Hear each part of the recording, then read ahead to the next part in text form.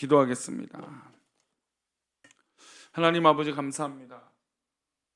우리를 사랑하시고 인도하신 하나님, 오늘도 귀한 시간에 우리가 모여서 하나님 말씀을 듣습니다. 귀한 말씀을 듣고 우리가 도전받게 하시고 그 은혜 가운데 서며 하나님 말씀하시는 그 말씀으로 승리하게 하여 주옵소서. 우리의 마음 문을 활짝 열게 하시고 듣는 마음 주셔서 우리 앞에 있는 모든 기도의 제목 하나하나가 주의 뜻 가운데 있게 하여 주옵소서. 감사하고 예수 그리스도 이름으로 기도올리옵나이다. 아멘. 네, 1,000번째 감사의 제목은 다시 기도하겠습니다.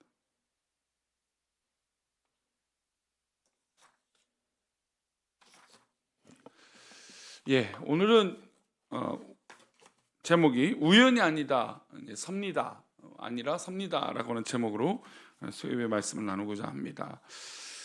사실 이야기는 좀 계속 우리가 저랑 지금 이 교리에 대해서 말씀을 나누면서 우연이 아니고 하나님의 계획과 섭리가 있다는 이야기들을 구체적으로 나눴던 적이 많습니다. 그러니까 오늘 본문에는 사실 이제 오늘 열왕기상 읽었던 본문에는 실제적인 그 우연이라고 하는 단어가 성경에 나오고 또 그 단어가 어떻게 쓰여지고 있는지를 볼 수 있는 것입니다. 우리 삶의 현장은 실제로 우연히 발견되는 것이 꽤 많습니다.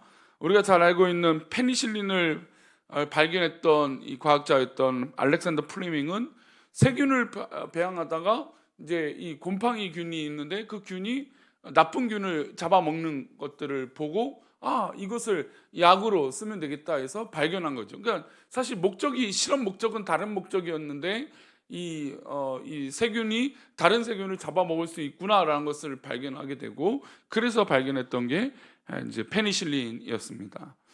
뉴턴은 더 우리가 잘 알고 있죠. 사과나무 아래서 떨어지는 사과나무를 보고 중력이 있구나, 당기는 힘이 있구나라는 것을 마누일리의 법칙을 그래서 알게 됐던 겁니다.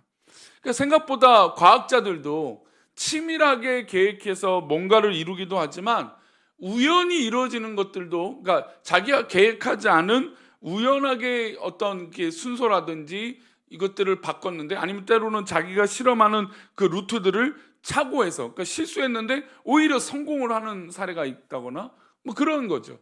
그래서 요즘은 이제 자기가 실험할 때 영상을 다 촬영하고 모든 것들을 녹화해서 복귀합니다. 그래서 또 다른 방법으로 하게 되고 그 기록들을 다 남겨서 논문으로 작성하게 되는 것이죠. 우리 삶에서도 우연이라는 것이 생각보다 굉장히 많습니다. 우연히 저희 교회가 이 건물을 한 것도 결정하는 것도 사실 우연이죠. 물론 이제 우리 김양수 지사님의 소개가 있었고 또 이 관계된 분들이 이야기도 있었지만 우리 마음에 우연히 그 마음에 대한 확정이 있었죠. 모두 다 보고 저도 그랬어요. 사실 물론 의견도 여러 가지 있고 저도 좀 그때로 다시 돌아가면 여러 가지 고민을 했을 것 같긴 해요. 근데 저는 이 건물을 보자마자 개인적으로 이 건물이 우리 성도들에게 가장 부담이 없겠다. 근데 이제 우리 지난주 이제 강사로 오신 전영호 목사님이 자기가 우리 교회 이제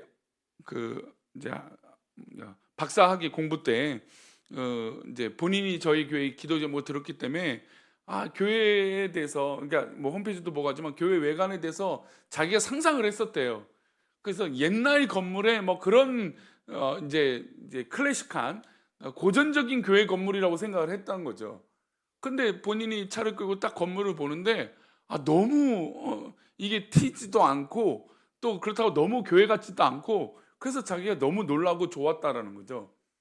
그러니까 목사님이 저한테 그렇게 의도를 했냐고 그래서 그렇게 의도한 게 아니라 어떤 정말 우연치 않는 계기 가운데 이런 건물을 만나게 돼서 정말 이렇게 이끌고 오게 됐다. 우리 성도들이 지금 돌아와서는 그 모든 아픔의 기억들을 다 많이 회복하고 오히려 지금 감사하는 시간을 갖게 됐다. 물론 예전에도 말씀드렸지만 우리는 너무나 큰 손해를 받고 참 여러 가지 아픔의 기억들이 남는 거지만 지금 그것보다는 저도 그래요. 이제 건물을 보면 감사한 마음이 훨씬 더 많아요. 그렇죠? 근데 이런 계획들을 보게 되면, 게다가 요즘 지난 주일에도 젊은 여성분이 교회에 와서 이사를 왔는데 교회가 멀어져서 이렇게 방문했다. 물론 이제 교회를 갈지 안 갈지는 아직 본교회로 갈지 결정을 안 했지만 참 이게 2주 연속 예배를 나왔어요. 우리 성도님, 우리 최경순 성도님. 최경순 성도님은 완전히 그 초신자예요. 본인은 교회를 다닌 적이 없대요. 이게 저한테는 얘기할 때 그랬거든요. 자녀들은 교회 다니고, 미국에 있는 자녀들은 뭐 교회를 다니고 있는데 자기는 아닌데, 도대체 자기의 화가 너무 커서 좀 뭐라도 들어야 되겠다 싶어서 마침 우리 전도지를 받은 기억이 있고, 또 근처에 교회에 있다는 소식을 들어서 교회를 방문해 봐야겠다 해서 지금 한 주, 지금 거기서 교회는 다 왔죠. 몸이 아파갖고 왔다가 가신 적 있지만 지금 거의 한 2달째 교회를 출석하고 계세요. 이런 것들이 우리가 우연이라고 말하기에는 하나님의 놀라운 계획이 분명히 있다는 것을 정말 많은 부분에서 느끼게 됩니다. 우리가 이제 성경에서 현명한 여인하면, 그리고 믿음의 참 여인하면 룻을 얘기합니다. 룻기를 읽어보면 시어머니 나오미가 두 아들을 잃고 남편마저 잃었을 때 굉장히 자기 자신을 저주하고 며느리들을 다 이제 떠나가라, 너희들 알아서 살아라, 뭐 이런 이야기들을 하는데, 이 룻은 어머니 곁을 떠나지 않겠다고, 어머니 하나님이 나의 하나님이 되겠으면 좋겠다고, 되기를 바란다고, 그 믿음의 고백으로 어머니를 계속해서 섬기게 됩니다. 근데 이 여인이 이름이 등장하는 게 그 룻기에서만 등장하는 게 아니라 어디서 등장할까요? 마태복음에 등장합니다. 그것도 마태복음에 왜 등장하냐면 예수님의 족보의 이야기를 하는데 이 여인의 이름이 등장하죠. 놀랍잖아요. 이 여인이 왜, 이방 여인이 왜 갑자기 예수님의 족보에 그 이름이 기록되어 있는가? 그 배경은 그렇습니다. 보아스라고 하는 남자를 만나는데, 이 보아스가 유다의 집안이고 예수님 족보의 중요한 인물이기도 하는데, 이 사람이 이 유다 지역에서 이 농장을 가지고 있었단 말이죠. 근데 그 당시 이제 과부나 어떤 어려운 사람들은 이 떨어진, 추수할 때 떨어진 알곡들, 이 벼나 뭐 어떤 이 식물들을 치해서 걷어들일 수 있는, 거저갈 수 있는 그런 이 문화가 있었단 말이죠. 근데 우연찮게 룻이 그 밭에, 보아스의 밭에 가서 조금 돕기도 하고 이게 걷어들이는, 주워가는 일들을 했어요. 그러다가 누구를 만나게 된 거예요? 보아스를 만나게 된 거죠. 근데 성경에는 우연히 그렇게 일을 하다가 보아스를 만나서 보아스랑 결혼하게 되고, 이 보아스가 볼 때 현숙한 여인이고 현명한 여인처럼 느끼게 되고, 또 그 집안 이야기도 다 알고 있기 때문에 감동을 받았던 거죠. 근데 그 마음을 갖는 게, 사실 그런 감동을 받더라도 무슨 감정이 있어야 돼요? 사랑이라고 하는 감정이 있어야 되잖아요. 사실 보아스는 그 당시에 부자였습니다. 그러니까 사실 가문으로 따진다면 그 당시 문화로 볼 때는 만나기가 어려운 거죠. 게다가 이 밭주인과 이 농장의 주인이었고, 근데 그것을 어려운 가운데 주스러 온 사람 한 사람이었는데, 그 여인을 보고 마음에 품게 됐고, 그 여인과 결혼해서 결국 이 현숙한 여인이, 현명한 여인이 예수님의 족보에 들어가게 됐다라는 겁니다.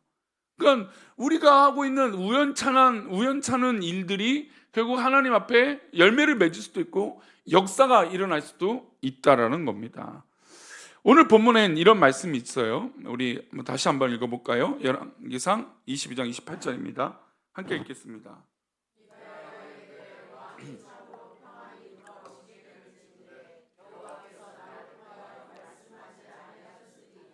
또 이르되 너희 백성들아 다 들을지나 하니라. 이 말씀의 배경은, 이 배경을 이해해야 이 말씀이 왜 이렇게 나오는지 이해될 수 있어요. 아합 왕이 이 아람 군대의 피해를 받은 이 북이스라엘이 뭔가 다시 전쟁에 임해서 뭔가 다시 빼앗고 다시 회복하기를 바랬어요. 근데 자기 나라 이스라엘만 싸우기는 힘이 약했어요.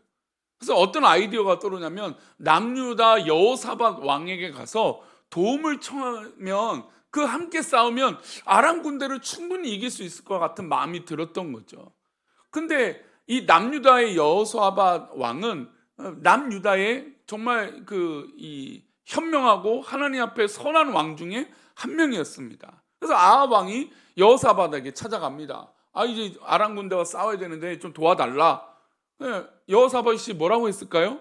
도와줄게. 근데 조건이 있었습니다. 무슨 조건이냐면 당신이 하나님께 좀 기도해보고 또 선지자들에게 물어봐라. 그리고 그 싸움을 하게 되면 우리가 돕겠다. 이렇게 이야기를 합니다. 그래서 이 아합 왕이 이야기를 듣고 사실 처음에 좀 싫었어요. 근데 어떻게든 그 전쟁을 이겨야 되니까 이 주변에 선지자라고 불리는 사람들에게 물어봤습니다. 근데 그 사람들은 다 거짓 사람들이고 왕에게 어떤 거짓 충성을 했던 사람들이에요. 그래서 그 사람들이 와갖고 하는 얘기가 왕이요 전쟁에 임하십시오. 그러면 이깁니다. 막 이런 얘기를 하는 겁니다. 근데 보니까 제대로 된 선지자가 아닌 거였어요. 그래서 결국 어떤 선지자를 만나냐면 이 미가야 선지자를 만나게 됩니다. 그리고 그에게 또 묻습니다. 이렇게 말하죠. 미가야가 이르되 왕이 참으로 평안히 돌아오시게 될진데 여호와께서 나를 통하여 말씀하지 아니하셨느냐. 지금 이야기가 무슨 얘기냐면 당신이 전쟁하고 나서 평안히 돌아올 겁니다 라고 했던 얘기는 하나님이 하신 얘기가 아닙니다 라는 얘기예요. 근데 이야기를 왕에게 직접적으로 하기에는 어떻습니까? 위험하잖아요. 아합 왕은 믿음의 사람들을 핍박하고 우상을 섬기기 때문에 선지자가 당신 죽습니다 말하면 누가 지금 위협을 받을 수 있어요? 미가의 선지자가 본인이 위협을 받을 수 있으니까 왕이 참으로 평안히 돌아오게 될 겁니다. 그런데 이 이야기는 하나님께서 나를 통하여 말씀한 것이 아닙니다. 그러니까 이 얘기는 뭡니까? 왕이 전쟁에 참여하면 죽는다는 얘기를 이렇게 한 거예요. 그러면 이 이야기를 다시 곱새기면 아합 왕은 어떻게 해석을 해야 될까요? 여호와께서 나를 통하여 말씀하지 않았다면 누가 직접 물어야 될까요? 아합 왕이 하나님 앞에 직접 기도하고 물어봤어야 된다는 거죠. 그런데 아합 왕은 그렇지 않았다라는 겁니다. 여러분, 기도는 누가 해야 되는 걸까요? 존경하는 권사님, 성도님, 장로님, 목사님, 기도 좀 해주세요. 그리고 본인은 기도 안 하면 되나요? 아니죠. 정말 정작 중요한 건 내가 기도해야 되는 거죠. 우리의 삶의 현장 가운데 하나님께서 역사해 주시고 인도해 달라고 내가 기도해야 되는 거예요. 어떤 문제와 어려움이 있다면 내가 하나님 앞에 부르짖어야 되죠. 아멘이 별로 없네요. 내가 기도해야죠. 누군가 분명히 나를 위하여 기도해 주는 분도 계시고 우리 주님도 계시고 나와 함께 하여 주시는 분도 있지만 정작 중요한 건 내가 하나님 앞에 울부짖고 기도해야 되는 거죠. 근데 아합 왕에게 사실 그 모든 것을 포함해서 넌지시 얘기한 겁니다. 미가의 선지자가. 근데 이야기를 들었을까요? 안 들었을까요? 안 듣죠. 믿음이 없으니, 기도하지 않으니 들을 리가 없죠. 사실 이스라엘 왕들이 죄를 짓기도 하는데 결정적으로 하나님 앞에 회개하는 순간들이 있어요.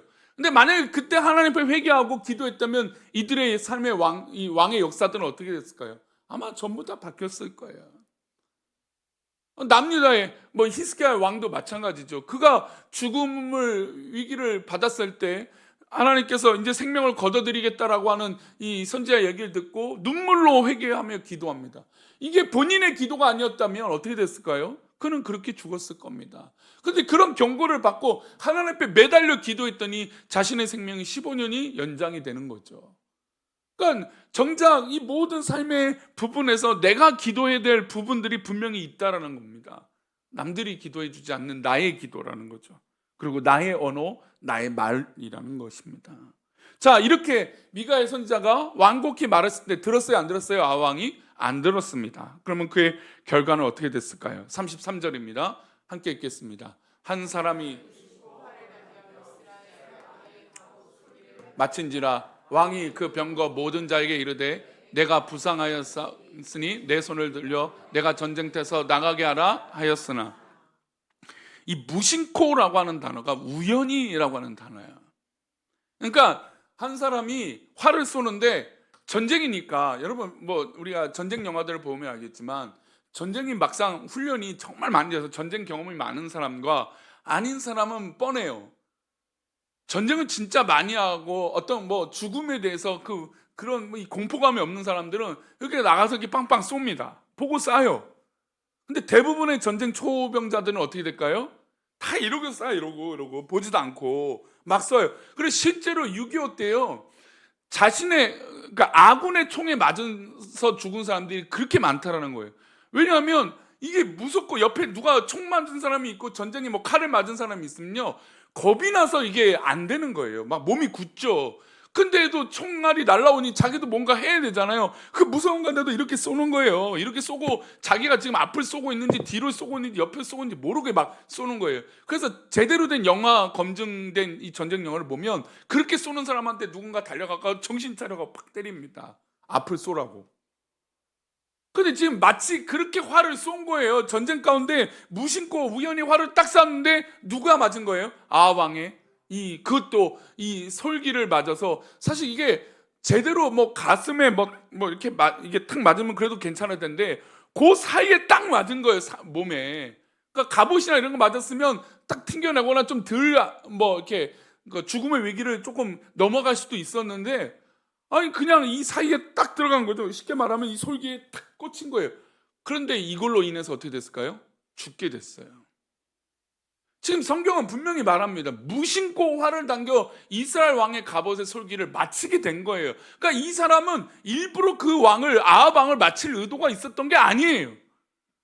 그런데 지금 이 무심코 쏜 활이 누가 역사하고 계시는 걸까요? 하나님이 역사하고 계시는 거죠.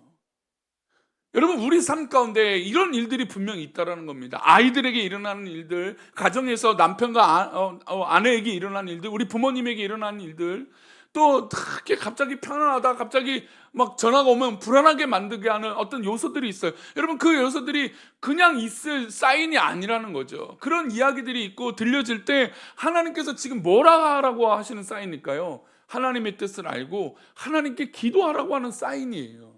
여러분, 이것을 우리가 깊이 깨달으면 하나님께 기도할 수 있는 거죠. 기도할 사인이 이렇게 많은데도 기도하지 않는 건 무슨 마음일까요? 어떤 믿음의 모습일까요?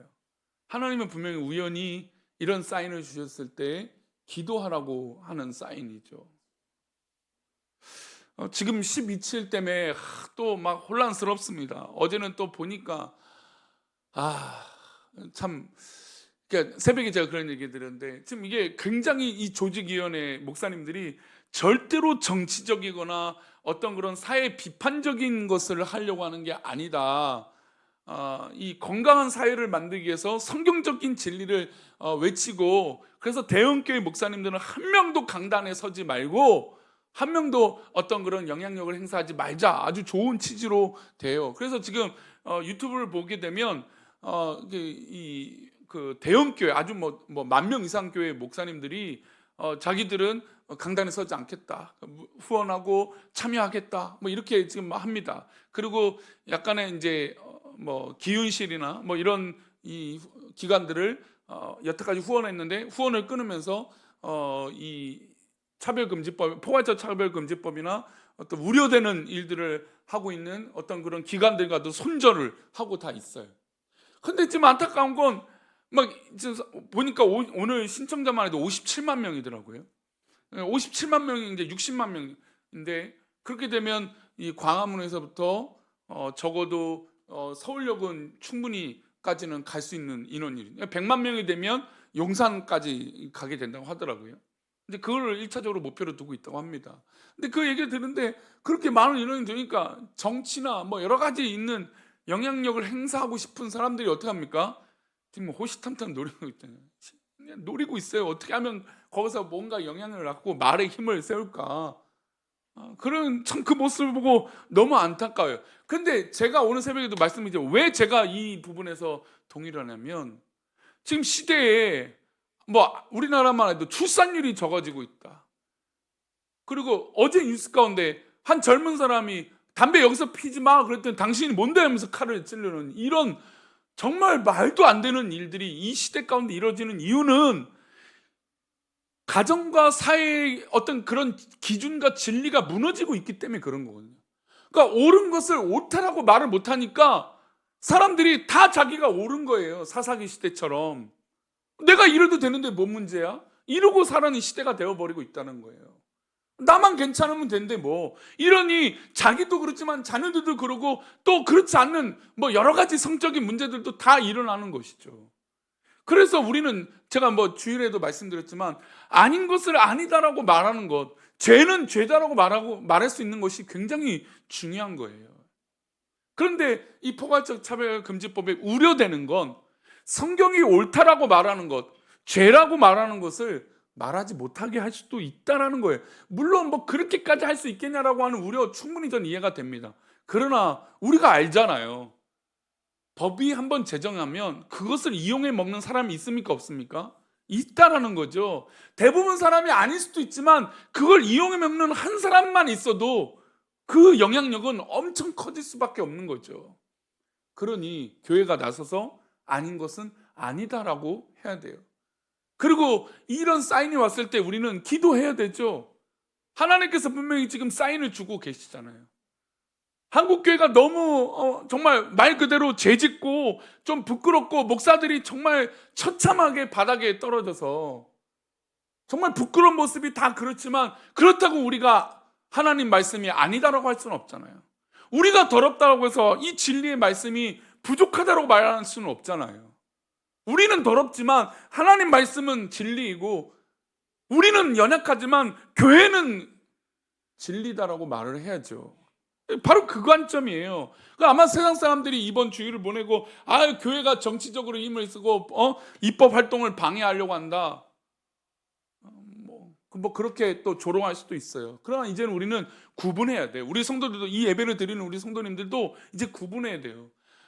뭐 알아서 하겠지. 뭐 잘하겠지. 뭐 알아서 잘 크겠지. 아니에요. 여러분 우리 자녀들로부터 아닌 것은 분명히 아니다라고 하셔야 돼요. 옳은 것은 옳다라고 가르치셔야 돼요. 성경적인 건 성경적인 것이라고 가르쳐야 돼요. 여러분 그래야 이 아이가 예의가 있고 바로 있고 질서가 있는 아이가 돼요. 우리들도 마찬가지잖아요. 알아서 하겠지. 지난 주일에 말씀이 그거잖아요. 알아서 하겠지 안 믿어요. 안 한다는 거죠. 가르쳐야 돼요. 옳은 것을 행할 수 있도록 똑바로 가르쳐야 이 아이가 그것을 기억한다는 거죠. 우리들이 기억한다는 거죠. 그래서 우연일지라도 하나님께서 역사하신 그 부분들을 우리는 깊이 묵상해야 됩니다. 그리고 하나님은 하나님 백성에 대한 일들을 특별히 하나님 관리하세요. 보통 우리가 이제 천국잔치, 초대잔치 하면 그런 표현들을 해요. VIP 초청잔치. 아마 예전에 한참 참 오글거리긴 하는데 근데 믿지 않는 사람들을 VIP라고 하면서 그들을 교회에 초대를 하죠. VIP 초청잔치. 근데 실제로 하나님께서는 하나님의 백성들을 특별히 관리를 하세요. 왜? 우리는 믿음의 백성들은 하나님 믿는 백성들이니까. 그래서 하나님의 보살핌은 모든 개인, 특히 하나님 백성에 대해서 확대시키세요. 우리 베드로전서 5장 7절입니다. 함께 읽겠습니다. 너희 염려를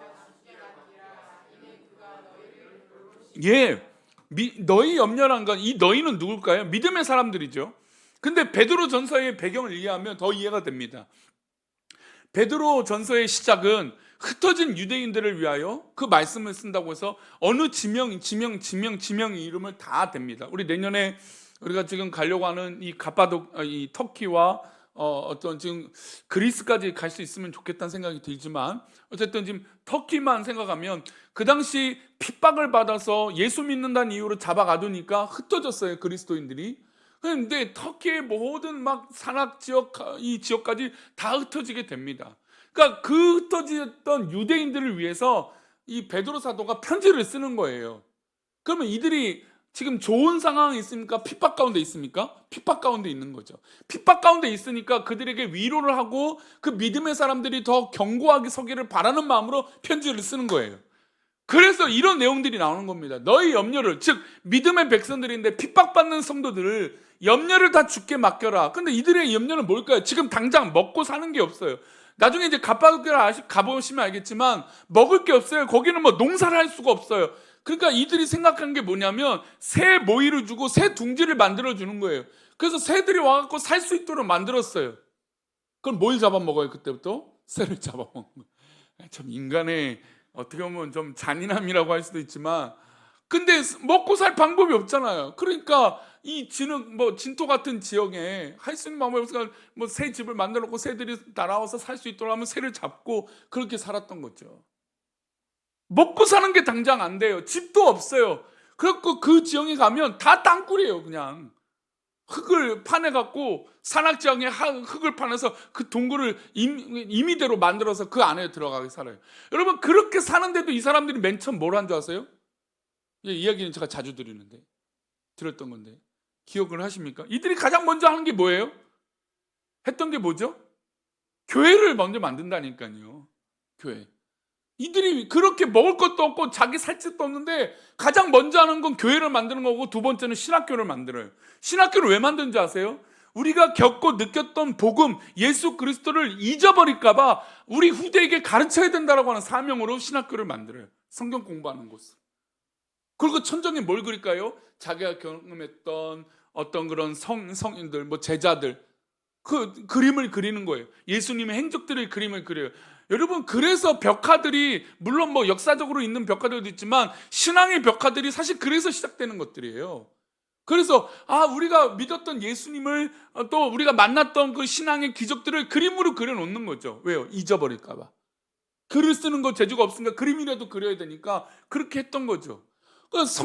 교회를 만들고 신학교를 만들고 그리고 나서 자기 살 집을 만들었던 사람. 그런 사람들이 염려가 얼마나 많겠습니까? 당장 지금 피난 다니면서 먹을 것이 없는데, 그런데 뭐라고 말하고 있습니까? 너희 염려를 다 주께 맡겨라. 이는 그가 너희를 돌보심이라. 우리 가운데 분명 염려가 있고 두려움이 있고 걱정거리가 있을 겁니다. 그러나 하나님 앞에 맡겨보십시오. 그러니까 이게 아까 얘기했던 거잖아요. 아합 왕이 지금 미가의 선지자가 말한 것처럼 본인이 기도하라라고 하는 뜻이거든요. 당신이 기도해 보세요. 근데 그 기도를 안 해서 죽어요. 그러니까 우리의 영적인 이 문제들은 내가 기도하면 사는 거죠. 아멘. 내가 기도하지 않으면 결국 내 모든 것들을 그 두려움에 맡겨버리는 거예요. 죽게 맡기냐 두려움 가운데 빠져버리냐, 이 차이가 극명하게 나타나는 게 바로 기도예요. 성도님들, 오늘 우리는 여러 가지 기도 제목들이 분명 우리 성도님들 가운데 있을 겁니다. 그 기도 제목 하나하나가 하나님 뜻 가운데 있기를 축원합니다.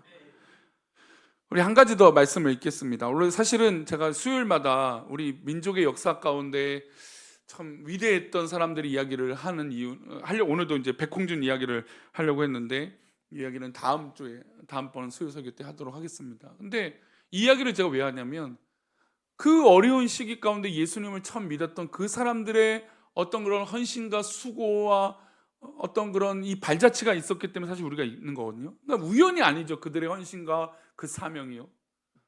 그래서 이제 지난 수요일에도 제 설교할 때 이제 기억나십니까? 백선행 씨. 그 모든 것들을 팔아갖고 사회 교육과 의료기관과 교육기관을 세웠던 선행 씨. 땅 투자에 일가견이 있던 사람. 근데 다 버려진 땅이라고 했는데 하나님께서 우연하게 그 땅에 어떤 이 광물들이 나게 하셔갖고 완전히 거부가 되게 하셨는데, 사람들이 손가락질했죠. 에이, 이 선행 다 망했다, 이제 쫄딱 망했다 했는데, 그 땅이 그렇게 되니까 오히려 나중에 일본에게 비싼 거 팔아갖고, 물론 그게 이제 나중에 또 전쟁 자원이 되기도 해서 좀 말이 많아요. 하지만 그래도 그것을 안 팔면 또 어차피 뺏기니까, 그러니까 팔아갖고 그 돈을 가지고 이제 우리 독립군에게 보내기도 하고, 독립투사들에게 보내기도 하고, 또 학교를 세우는데 그 모든 것들을 쓰죠. 그런 것들이 과연 지금 우연이냐 이거죠. 아니죠. 하나님은 자기 백성을 어려움에서 구출해 주시는 하나님입니다. 아멘. 우리 시편 23편 5절입니다. 함께 읽겠습니다. 주께서 내 원수의 목전에서 내게 상을 차려 주시고 기름을 내 머리에 부으셨으니 내 잔이 넘치나이다. 주께서 내 원수의 목전에서 누구를? 나에게 상을 차려 주신다는 거예요. 원수 앞에서 상을 차린다라는 게, 이게 좀 말이 재밌는 말이잖아요. 원수가 내 앞에 있어요. 그런데 그 원수는 어떤 상황이냐면 밥을 제대로 우리 둘 다 못 먹고 있는 상황이에요. 그런데 하나님은 지금 뭘 하시냐면, 저 원수는 그냥 내버려 두시고 누구 상만 차려주시는 거예요? 나한테만 상을 차려주시는 거예요. 그러면 여러분, 만약에 이런 경험이 있다고 보세요. 우리 형제들이 여러 있는 경우들이 있으면 이게 참 이해가 돼요. 그러니까 형제가 여럿인데 만약에 형이든 위에든 한데 위에가 혼이 나는 거예요. 지금 둘이 싸웠어요. 근데 보니까 위에든 밑에가 잘못을 했어요. 그럼 엄마한테 혼나겠죠. 야, 네가 잘못했잖아. 그래서 그럼 그때부터 잘못한 사람은 삐져요, 안 삐져요? 삐지죠. 그럼 나는 밥 안 먹어. 그럴 거예요. 그러면 이제 둘째든 막내든 어떻게 할까요? 엄마가 그때 밥을 차려줄 시간에 밥을 차립니다. 그럼 아직도 삐져 있거나 엄마한테 화가 난 아이는 어떻게 될까요? 안 먹어 할 거란 말이에요. 그럼 엄마는 뭐라고 말해요? 그래, 먹지 마. 그러겠죠. 그럼 누구만을 위해서 밥을 차려주게 돼요? 예, 동생만을 위한. 아니면 잘못하지 않은 쪽만 밥을 차려주겠죠. 그러면 밥을 먹으는 입장에서, 당한 입장이니까 약을 올릴까 안 올릴까요? 약을 올리죠. 그래서 엄마는 지금 내 편 들어주니 얼마나 신났습니까? 마치 그런 거죠. 하나님께서 저 원수들 앞에서 우리를 그렇게 위로하시고 축복하신다는 거예요.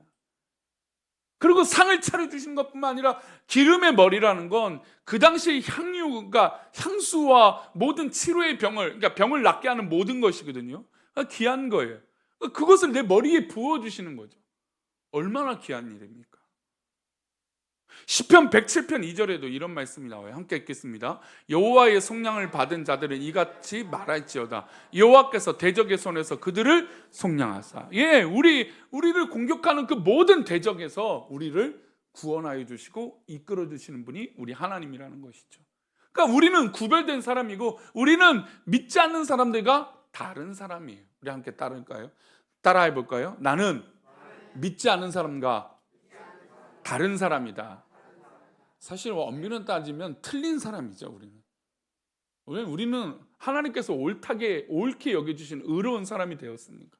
사실 틀렸다라고 말해도 분명히 충분히 좋은 설명이 될 수도 있는 표현입니다. 다르죠. 우리는 이제 완전히 다른 길을 가는 사람들이잖아요. 근데 이 다른 길을 가고 있는 우리들을 하나님께서는 특별히 우리에게 관리해주고 계신다는 겁니다. 그러니 기도할 만합니까? 안 합니까? 기도할 만하죠. 성도님들 설거지를 하시더라도, 집안일을 빨래를 하시더라도, 아니면 누구를 만나실지라도 그곳에서 하나님께 기도하는 은혜가 있기를 바랍니다. 쓰레기를 버리는 그 발걸음에도 하나님과 동행하는, 주님을 찬양하고 하나님을 찬양하는 복된 발걸음이 되기를 바랍니다. 억지로 하는 게 제일 불쌍하잖아요. 여러분이 지금 억지로 나오셨습니까? 아니잖아요. 우리는 즐거이 하나님을 찾는 사람들이고 즐거이 하나님을 바라는 사람들인 줄 믿습니다. 우리 나의 반석이신 하나님, 우리 힘차게 박수치며 찬양하고 기도하겠습니다. 나의 반석이신 하나님,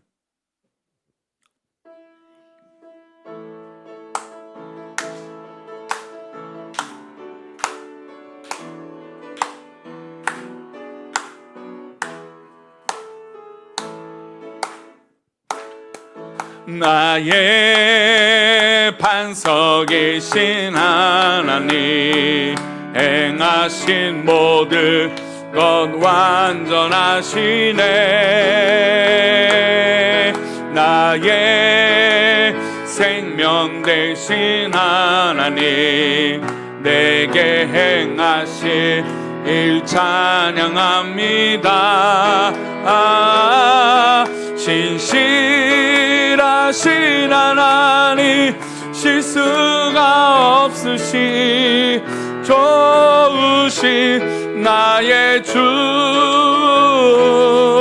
신실하신 하나님, 실수가 없으시 좋으신 나의 주. 우리 한 번 더요. 나의 반석이신, 나의 반석이신 하나님, 행하신 모든 것 완전하시네.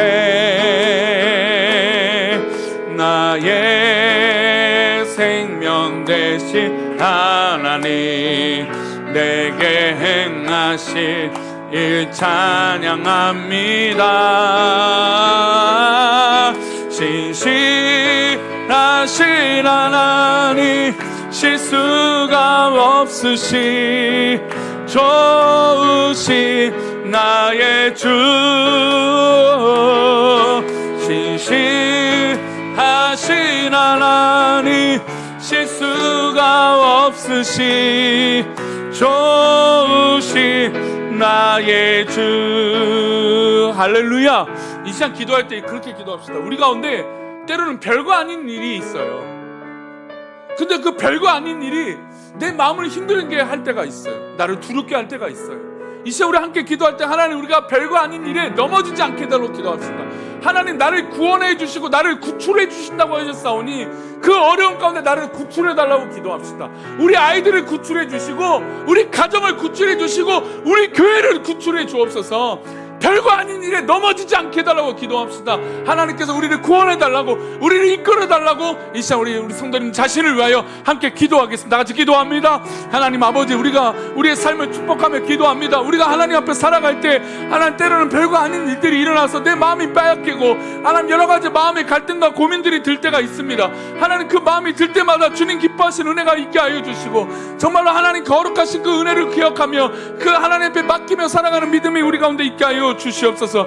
주께서 사랑하시는 믿음의 백성들을 더 굳건하게 하여 주셔서 하나님 앞에 온전히 바로 서게 하여 주시고 하나님 기뻐하시는 그 자리에 있으며 그 영광의 가운데 살아갈 수 있도록 하나님 복을 내려 주옵소서. 신실하신 하나님이 나의 구주가 되어 주시며 나를 구원하여 주신 놀라운 주님이 되어 주실 줄 믿사오니 이 은혜의 가운데 살아갈 수 있도록 복을 내려 주시옵소서. 우리 계속해서 기도합시다. 우리 계속해서 기도할 때 우리 가정을 위해서 기도합시다. 우리 사랑하는 아내, 남편을 위해서, 우리 자녀들을 위해서, 우리 부모님을 위해서 기도합시다. 정말 하나님 주신 은혜로 이겨낼 수 있게 해달라고, 어려움 당하지 않게 해달라고, 정말 이 악한 세대의 죄악에 물들지 않게 해달라고. 여러분 요즘 이 도박, 인터넷 도박이든 불법 도박이든 모든 것에 빠져있는 사람들이 늘어나고 있다고 해요.